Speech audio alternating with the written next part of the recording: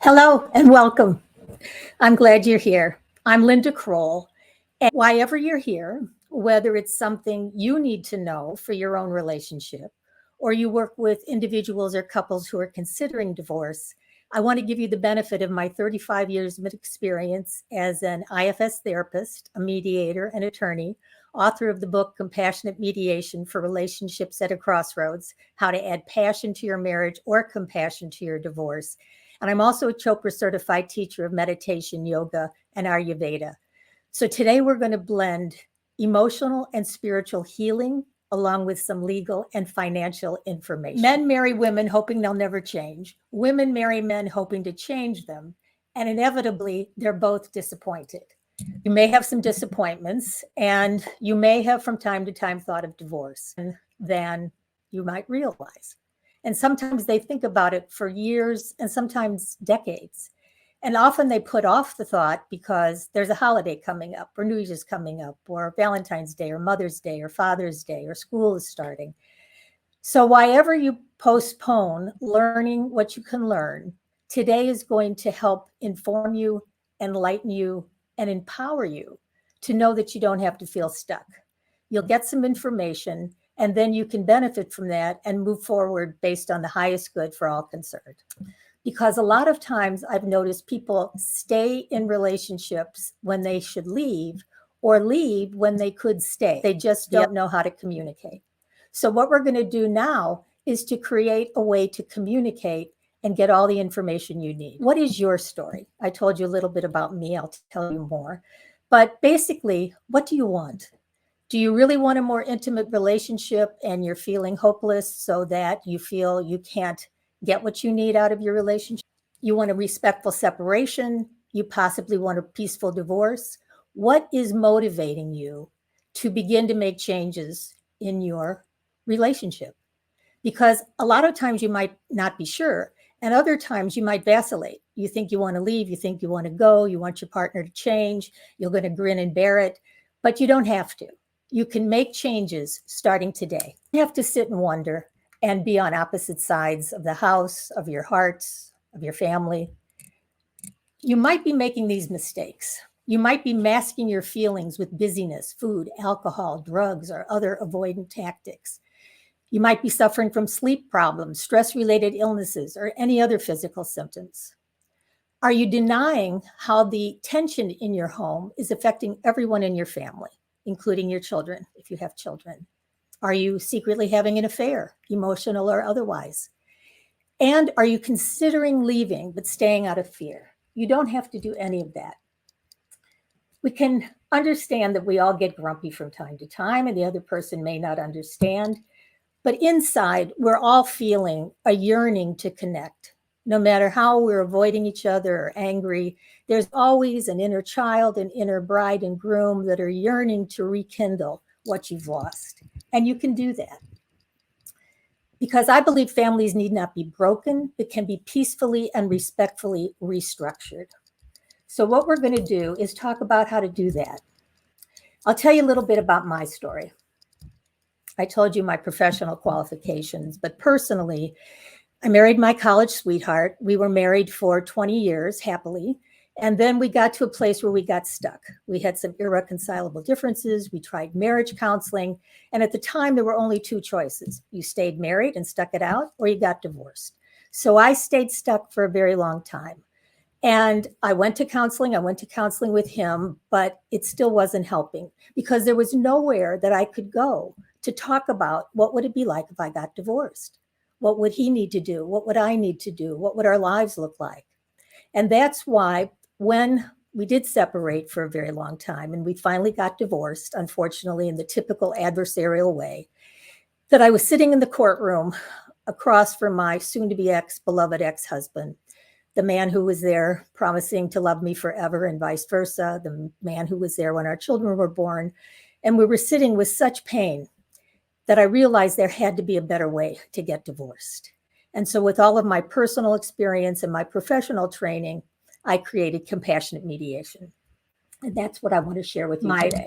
Benefit of being a lawyer, a mediator, an IFS therapist, and went to the Chopra Center to round out the spiritual education. I put it all together in my book, Compassionate Mediation for Relationships at a Crossroads.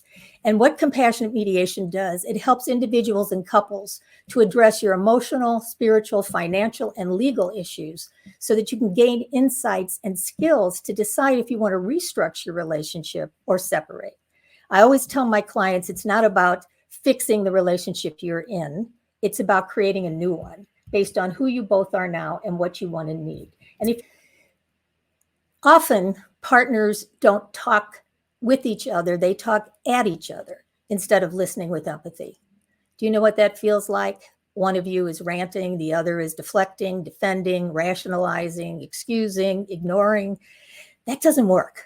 So what can you do instead? What you can do instead is learn some skills that we're going to talk about today that helps any conflict to be resolved as you move forward in whatever you need to know. And we're going to talk about how to compassionately communicate, how important empathy is, what your options could be. It's not black or white, stay or go, and how to make decisions from your highest and best self. Wayne Dyer has said that when we change the way we look at something, what we look at changes. We're looking with walls around our heart and filters through which we judge our partner and ourselves. What we're looking at is a skewed vision of who they really are. But when we're in our higher self, we can see more clearly. How do you speak from your highest self with empathy for your partner and yourself and begin a whole new dialogue? Because when you practice empathy, it is a new way to communicate. You relate from your highest self with compassion and understanding. So what is your highest self? I'm an IFS therapist, and Dick Schwartz has taught us in internal systems that there's 8 C's in self. We're calm, clear, compassionate, confident, connected, courageous. We're creative, and we're curious instead of being angry, walled, and defensive. So imagine if you brought more of these qualities, including gratitude, into your current relationship and see what would happen then. And here's what my clients have said. They've seen significant improvements in their relationship. They've either had a compassionate divorce or an entirely new marriage. They can do their conversations mindfully, no matter what it looks like, and they can have peace and hope and let go of their destructive patterns to love all parts of themselves, even the parts that are wondering if they should stay or go. And they can move forward with peace and strength. To do that, you have to allow some forgiveness. Because if you don't, you're going to stay stuck in your own anger and resentment. So I want to help you begin a dialogue with your partner about everything, even starting today. Take a deep breath with me here. Just think about all the ways you have been withholding, denying, suffering, biting your tongue, yelling, withdrawing, withholding. Think of all the ways you've avoided having a dialogue. And part of the reason is because you've come from some of your reactive parts. He does something, she does something, you do something else, she does something else, and you're locked in some dysfunctional patterns. That can change today. Because when you begin a dialogue, you can talk about everything. So what I want to invite you to do is begin a dialogue about what you want to change financially. How are you sharing the burden? Have you ever created a budget? But I want to help you talk about it in a way that's empathetic. Because if you're being demanding, judgmental, reactive, it's not going to go well. You've already done that. You can also talk about your parenting and the rules you each want to have for your children and the responsibilities you want to take about everything. And what kind of support are you looking for from your partner? Now, this may feel like a daunting task to sit down with this list. So I don't want you to do that, but I want you to take it a breath at a time. And after this session, see what tools you'll have to use now. You can even talk about sex, okay? Because often when you've been angry, when you've been sad, when you've been hurt, things cool down in the bedroom. And when you look at what is going on between the two of you, how do you feel? Are you being withholding? Are you being judgmental? What do you need that you're not asking for? And what does your partner need that you may not know? So you can, I wouldn't say begin with sex, but you can cover that. Now, a couple caveats.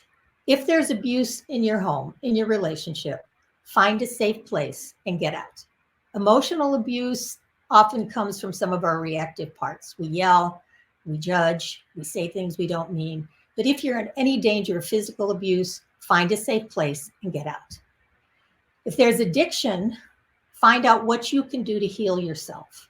I work with many clients and their partners are addicts, and they think I have to stay and resent and be angry and be hurt, or I have to leave. I don't want to. I don't know what else to do.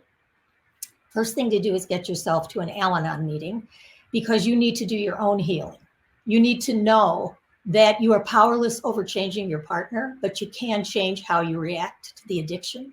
And remember, addiction is a disease. It's not a moral failure. You can tap into a higher power. If it's God for you, then God, but otherwise it can be the other people in the meeting who know exactly what you're feeling. And you turn your will, that ego, that codependent need to fix, save, and rescue, you turn that will over to your higher power. The comment, let go and let God, is there for a reason, because we can't change someone else, but we can change how we relate to someone else. And take your own inventory, meaning, how are you being judgmental, demanding, withholding, holier than thou, hypervigilant, and get help for yourself. So it doesn't mean you have to get divorced, but you do have to get help in order to heal your heart. Now, if there's been an affair, which often makes people come to me wanting a divorce, I have some clients now where their partners either had an affair or having an affair, have given up the affair. But when there's an affair, you can heal from it. The person who's done the betrayal has to be willing to be transparent, has to be end whatever the affair has been, and has willing to be kind of in the doghouse, so to speak, until trust is rebuilt. So you can heal. But the person who has been betrayed has to be able to forgive and trust again. And also look at what led up to the affair. It doesn't justify the affair, but it helps you move forward to heal your relationship so that there is no temptation ever again to look outside the marriage for what each partner needs. But to be willing to discuss all of this, it takes a lot of courage. It takes a lot of compassion. And just remember, though, and I have found in my own life and in my clients' lives, that wherever your heart is broken, it can be stronger in the broken places. Let's start with this. So, having the courage to talk about an ending can lead to a new beginning. And here's why. I've been a marriage counselor for 35 years and a mediator. But I find that in marriage counseling, if someone has one foot out the door or has thought about a divorce, they're ambivalent about marriage counseling. They're not fully invested. They're not really present. So what compassionate mediation does is give you a safe forum to talk about all your parts, meaning the parts of you that are hurt and sad and scared, the parts of you that are angry or withholding or judgmental. And most of all, the parts of you who have thought about ending the relationship. Because when you bring that conversation into counseling, you can go deep into what each person needs. And you can also talk about, if you did end, what would it look like to create a new beginning? And that's what we're going to talk about, both of those. As a lot of people who have used this process build an entirely new marriage. Like I said, it's not about fixing or saving the dysfunctional patterns that you've created or putting a Band-Aid on them. It's really about deciding who you are now, what you each want and need from your highest self to truly create the relationship you desire and deserve. And then sharing that conversation with your partner to see if he or she is on the same page. If you are, you create a new marriage. If you're not, you can create a peaceful and respectful separation or divorce. Because you can learn a few details. We're going to talk about them today. We can take a look at your current situation. I want to mention a postnup.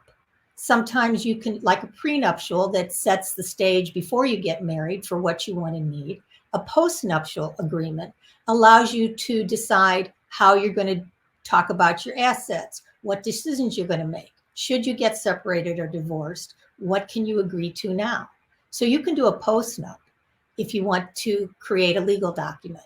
You can separate without any legal information. Just go to your own corners in your own house, find different places to be, nest, come and go with your children. You can get legally separated. And a legal separation is very similar to a divorce, but it has a couple pros with it. Number one, you can stay on each other's insurance, car insurance, health insurance. Number two, you can divide your assets. So should you get divorced, your assets are protected. So you can separate without any legalities. You can get a legal separation. You can do a post-nup, and you can get a divorce. But you can look at all these issues now so that you don't have to get divorced to learn what you need to learn. We can talk about what would it take to create a budget and get a budget form, which I can send you. How do you look at the joint property that you're owning and see how you can both feel like equal partners in making those decisions? If you should separate or divorce, you need to talk about maintenance and get a handle on how could you live? Where could you live? What would you do with the assets and the income? And you have to talk about parenting and child support.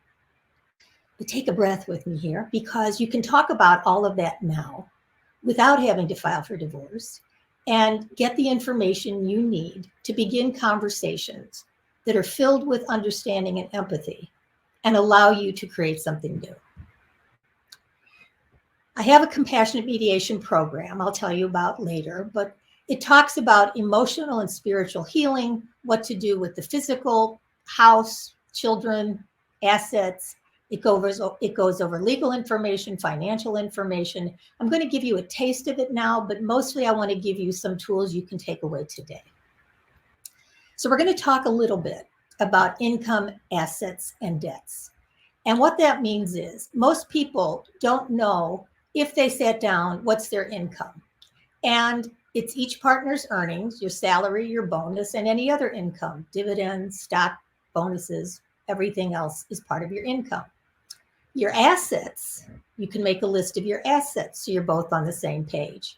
Your house, your retirement funds, any stocks and bonds, any non-marital assets, gifts that you received, inheritance, other real estate besides the house, your cars, your furniture and furnishings. You don't have to do this. I'm just suggesting that at some point it makes sense to be informed in your current relationship, not just your assets, but your debts. What's your house worth? What's your mortgage on it? Do you have a line of credit? What's your credit card statements, your car loans, student loans, loans to others? Once you get a handle on your income, your assets, and your debts, you become informed, and you need to be informed. I have many people that I'm working with right now, and they're feeling vulnerable because they're not sure if they want to stay or go. But most of all, they don't know what their financial situation is. Either their partner has been in charge of it, they've deferred that behavior and caretaking. So just getting on the same page is very helpful, because many times finances are a source of conflict. You spend too much, he or she doesn't agree with your choices. So there's a way to individuate and get autonomous voices in terms of your partnership. And it starts with knowing what your income, your assets, and your debts are, because this information is part of what you need to know if you want to get divorced. But more importantly, right now, put your hand on your heart. And if you're here for your own sake, just ask, what do you really want? If you want a divorce just because you're afraid that you're not being respected, you're not getting enough attention, affection, appreciation, and acceptance, those 4 needs of the heart, and you're thinking, the only way I'm going to get it is to get divorced. And the only way I'm going to be happy is after I get divorced. So I want to help you turn this around. You have to get happy, peaceful, self-led first, and then you decide what you want to do. So as I give you this information, I don't want to overload you. I just want you to know that it's available to you when you're ready to take a look at it. But ask yourself, what is in the way of your indecision personally? Is it not knowing about finances? Is it worrying about your children? Is it loving your house? Is it missing the extended family? Is it the sadness, the fear, the overwhelm? I feel it for you. I've been there with you. For 35 years, I've helped individuals and couples feel the way you're feeling, and then come out of it with more hope, because you are going to learn a new way to communicate. I've got a gift called the Miracle of Empathy. I'll show you later, where you learn to listen to each other in a different way. You learn to hear the words the other is saying, and the words they should be saying are sad, hurt, and scared, not judgments of you, but their feelings, and your feelings, hurt, sad, and scared. And the other party can listen to your words, understand them, and make the amend, and then request a behavior change. That can all be done with empathy. So the hardest part about deciding what to do is getting to your higher self. We exile certain parts that have been hurt, sad, and scared. We manage in different ways with parts of us that know how to be codependent, nice, pleasing, caretaking, hardworking. But we often put on what I call a pseudo self, where we look like we're in self, but we're really feeling sad and scared and hurt and angry underneath, but we're not talking about it. So when we can't manage the hurt, sadness, and fear that we're feeling, we act out in certain ways. We get extreme. We eat too much, drink too much, all those ways that we can mistakenly try to cope. We stay busy, go have an affair, get drunk, all different ways to get extreme because we can't manage the feelings that we're exiled. So take a deep breath with me here. And connect to that self inside of you, where, as Rumi says, we're the drop in the ocean, but we're also the ocean in the drop. So when we come from our higher self, that calm, clear, compassionate wisdom inside of us, we can help our parts heal. We can speak for them instead of from them, and we can begin to make a difference. So one of my clients knows that her husband is having an affair, and she's not sure what to do about it. So she came to me set on getting a divorce. And after doing her own healing and having some conversations between the two of them, they're now deciding what they're going to do. And they're taking the time they need to heal themselves first, and then heal the relationship. Because you could get divorced tomorrow. But if you don't take the time to learn a new way to communicate, you're still going to be locked in the same patterns. And when you learn compassionate communication, you learn how to connect to your highest self, let go of your limiting beliefs and judgments about your partner, about yourself. You unburden the pain from the past, so you're not regurgitating it or projecting it into the future. You're staying present, and you learn how to relate from your heart. And that's all part of this process. Imagine what that would be like if you brought calm, compassionate curiosity to your current situation, where you listened with empathy to the deep feelings of your partner, the hurt, the pain, the sadness, and began to have a dialogue where healing can happen. That's what I want for you.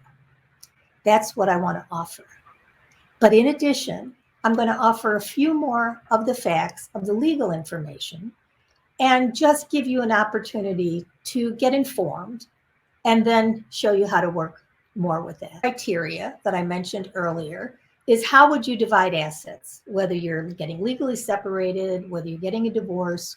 And in many states, there's not regard to marital misconduct. So you can't file for divorce because your husband or wife is having an affair. It won't matter. Usually irreconcilable differences is the best way to go. And certainly if you're mediating, which is always my hope for you, is that you mediate with a mediator. We're going to talk about that in a minute. And the relevant criteria, again, include your age, health, amount and sources of income, non-marital assets, future earning ability, and who will have the children. About what your options are. First of all, get some counseling. Get some counseling for yourself. See what's making you wonder if you should stay or go. Why have you been thinking of divorce? Then look at how you've communicated and learn how to communicate better. You can do that as an individual and take those skills back to your relationship. You can get marriage counseling, which is often very helpful, especially once you've done your own work, to come from your highest self and allow your partner to learn how to do that too. If you choose to separate, like I said, you can just make decisions for your living arrangements, for your finances, for your children together. But I still suggest you work with someone who, like me, can help you navigate what it would take to create a new relationship and what it would take to create a new marriage. Because often in a separation, as you individuate, as you relate with empathy, You can look at your partner and say, oh my goodness, I didn't realize that heart was still available to me. And you can come back together and start again with a new relationship. That if you're going to do a legal separation or a divorce, you will need attorneys. But again, please mediate. And the reason I'm saying mediate, there are different ways to divorce. Unfortunately, mine was an adversarial divorce many years ago.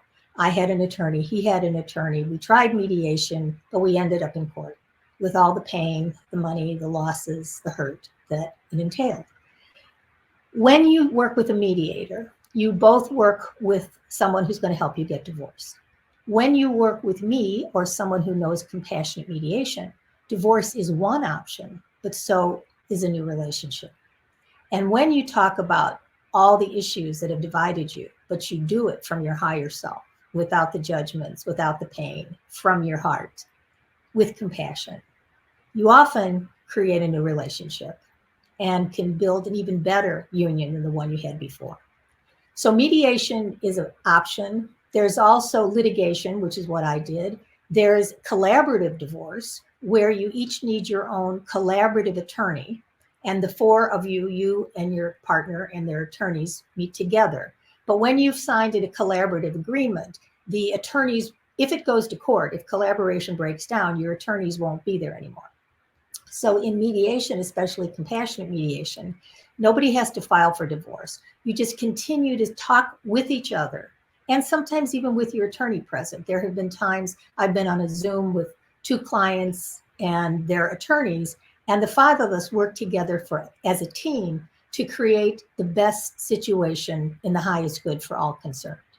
If you're using a collaborative attorney, it breaks down. If you're using a compassionate mediator, in terms of compassionate mediation, it covers all bases. And I never suggest there's only one attorney, because if there's one attorney, an attorney can only represent one of you, can't represent both of you. So the other party would be representing themselves. But when you do compassionate mediation, you use your attorneys outside of the session or inside if there's an impasse, but you don't have to file for divorce until you agree to things. Otherwise, when you litigate a divorce, there's usually a filing by the one who's the petitioner, and then the respondent has 30 days to file a response with an attorney. Then the courts are involved with court dates and status calls and things like that. But in compassionate mediation, you don't have to do that. You can just keep on communicating until you reach. If you're going to separate, you do have to talk about maintenance. And it's often based on need and ability to pay. They change the amount and length of time. Sometimes it's by statute, based on how many years you've been married. It can be modifiable or non-modifiable. It can terminate. It can be reviewed. It can be allocated as part of child support or not. It's usually taxable to the recipient and can be paid by either party to the other. So it's not just the man paying the woman. The woman could also give maintenance to her husband. Deep breath here. We're going to talk about the house. And the house is often the most difficult situation to think about, because I often say that in a relationship that's having problems, you can give up on the partner, you can give up on the relationship, but giving up the dream is the hardest. And the house represents that. It represents truly ending the relationship, the impact it has on your children. But there are different ways to talk about it and think about it. But you take your time. You don't have to decide any of this now. I'm just trying to give you an overview of what you do need to know if you're thinking of divorce. At some point, you can decide if you're going to separate to nest in it, meaning your children would stay there, but you would come and go. You could sell it soon and split the proceeds. You could sell it later and decide how you're going to keep it up. One person could live in it for a time, but my caveat to you is don't think about keeping your house for the children. Meaning, if keeping your house is going to put financial constraints on you in a way that makes you anxious and overwhelmed, it's ultimately not in your children's best interest. So there's a lot to think about, but you don't have to decide it now. You just have to know that you can when you're ready. Because mostly what you want to do now is break free from your destructive patterns. Take a deep breath and think about your relationship. How dysfunctional has it become? How hurt are you that you're showing up angry? How scared are you that you're withholding being kind or present? How angry are you that you're being sad about but not talking about? So let's break free from dysfunctional patterns, get to your higher self, and then decide what you want to do. And when you do that, if you stay together, if you separate, if you legally separate, if you get divorced, you're still going to have to talk about what you're going to do as co-parents. And joint physical custody, joint legal custody with child support guidelines, but you need to have ongoing cooperation, which is why you need to heal the relationship before you decide what you're going to do. Because when you heal it, miracles happen. And if you can't, and if you have to separate or get divorced, make sure you have 2 loving homes with respectful parenting, and then a yearly review of the terms so that you make sure everybody's on the same page, included, and feels empowered. But for the sake of your children, do the healing now and then decide what you want to do about a divorce. And this may be the sign you're looking for. This webinar right now, whenever you're looking at it, it's like, I hope I've given you some things to think about so that you can reach out and learn more. Because when you think about it, as Sam Keen said, it's not about finding a perfect person to love. It's learning how to perfectly love another imperfect person. And hopefully to find that person that's willing to love you with all of your imperfections. But either way, if you've been thinking of divorce, or if you help clients that are thinking of divorce, helping learn compassionate communication where you connect to your best self, let go of limiting beliefs, unburden pain from the past, and relate from your heart with empathy. With empathy. So you talk about how you feel in terms of those parts you exile, the sadness, the hurt, the fear. And you listen to your partner and understand that no matter what they're showing you, how aggressive they're being, how withholding they're being, they're hurt, sad, and scared too. And once you understand that and make an amend, say you're sorry for anything that you've done to hurt them, knowing that you want to create a new relationship, whatever form it takes in the future, and you are sorry for the ways you've hurt them. Watch what happens. Those 2 words, I'm sorry. And again, I know you've said you're sorry. I know you're the one that's always giving empathy. I know you're the one that's giving in first. This isn't giving in. This is opening your heart to starting over, whatever that looks like. And hopefully it'll look like a new and better relationship, whatever form it takes in the future. So you can get the information and support you need. If you're a therapist, coach, mediator, attorney, clergy, counselor, contact me. I have a training in the compassionate mediation process. And when you get that training, you can help your clients consider an ending, but then create a new beginning, whatever form it takes in the future. And if you're listening to this for your own benefit, I want you to feel confident that you have all of the tools, resources, information, and that you need to become an expert in conflict resolution so that divorce isn't your default choice because you don't know how to creatively, compassionately, connectedly, confidently, all those C words of self, resolve conflict in the highest good for all concerned. If you go to lindakroll.com/empathy, I have a handout I use with all of my clients with a video showing you how to use that handout and speak for your parts, not from your parts, and listen, understand, and care, and then negotiate behavior changes in the future with the confidence to talk about the parts of you that have thought about leaving. Sometimes that's the way you get your partner's attention. Oftentimes in relationships, people fight and they withhold and they judge and they just think it's going to be that way forever. And they're never going to do anything about it. They'll just do it until one of them dies, until one of them decides I'm done, which is usually a few years before they actually say it. So say it sooner. So you really get your partner's attention, not in a way to create an ultimatum or a demand or a threat. Just say, I am so hurt or sad or scared in this relationship that I'm not sure I can go on. So we need to get some counseling. We need to create a new relationship. and we need to do it now. And then talk about everything with empathy. I want to thank Richard Schwartz and the whole internal family systems community. When I wrote the book, Compassionate Mediation, he said of it that divorce brings out the worst in us and often leaves lasting scars, that I am a master at lifting couples out of their narrow, protective perspectives. And they then learn the larger lesson from their relationships and proceed based on the best interest of all concerned, that this is relationship healing at its best. So if you want a free chapter of the book, go to lindakrollbook.com and you'll get a free chapter. It explains self in parts and a lot of what I'm talking about. And you can also get the book if you want, but the free chapter is available. There's also a Kindle book on compassionate divorce, because we can change the face of divorce one heart at a time. So let's start with your heart. Let's start with softening it, loving yourself enough to do your own healing, and then learning how to ask for what you truly want and need. Because once you remember what you want, instead of focusing on what you don't want, and you know you deserve what you want, instead of doubting that, then you learn how to ask for it, not demand it, not whine, not threaten, just ask. Be willing to receive and be grateful. So those are the 5 steps to get your needs met. And you can try those now.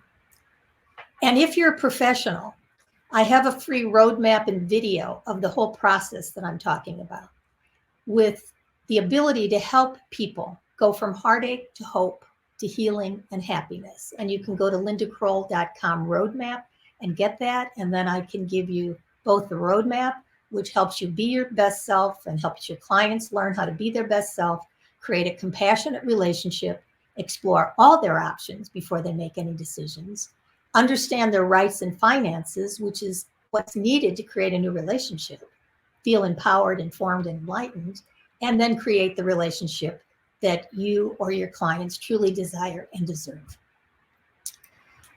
So take a deep breath and think about what needs to happen next. Please let me know how I can support you.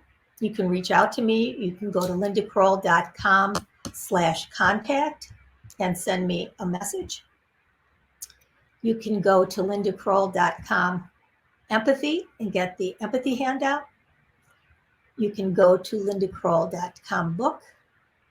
And there's also a relationship assessment, lindakroll.com/RA, which gives you a chance to take a look at your own relationship right now. How much in self are you? How confident you are in your decisions? What do you need to learn about your finances? And how motivated are you to do your own work to make changes? So any of those are available for you now. And also, please reach out to me in any time so that I can give you the benefit of my 35 years of experience. And I also want to offer you my Compassionate Communication Care Kit. That gives you an opportunity to find the guided meditation that I do with people to help them connect to their highest self, show compassion to their partner, and proceed on the best interests of all concerned, letting their parts know that you've got it. You've got a way to be calm and compassionate, clear, confident, courageous, and still stay connected to your partner, who may only be your co-parent in the future, but that's a big job. And you want to do it with as much respect and kindness as possible. So please let me know if you have any questions. I'm here to support you. And I appreciate your taking the time to be with me so that we could all be together and know that whatever you're thinking, if you're thinking, I'm thinking of divorce, what do I do? Number one, I'm here. I've got programs, I've got handouts. I still see private clients. So reach out to me. If you're a professional and you want to learn how to use this and learn what I can share with you for my 35 years of experience. So again, let's take a deep breath. It's been 45 minutes. Thank you for spending the time with me. If you're watching the replay, just send me a message. I'm here to support you. And don't wait. Don't wait to learn these skills. Don't wait to learn a new way to communicate. With whatever's coming up, whatever holiday, whatever birthday, whatever event, don't suffer through it. Don't decide that you're going to close your heart, just show up, but secretly suffer. You don't have to suffer. I'm here to help you. I'm sending you a lot of love. A lot of information is available. And thank you again so much for being here. I look forward to connecting with you soon, and I'll talk to you again. Bye for now.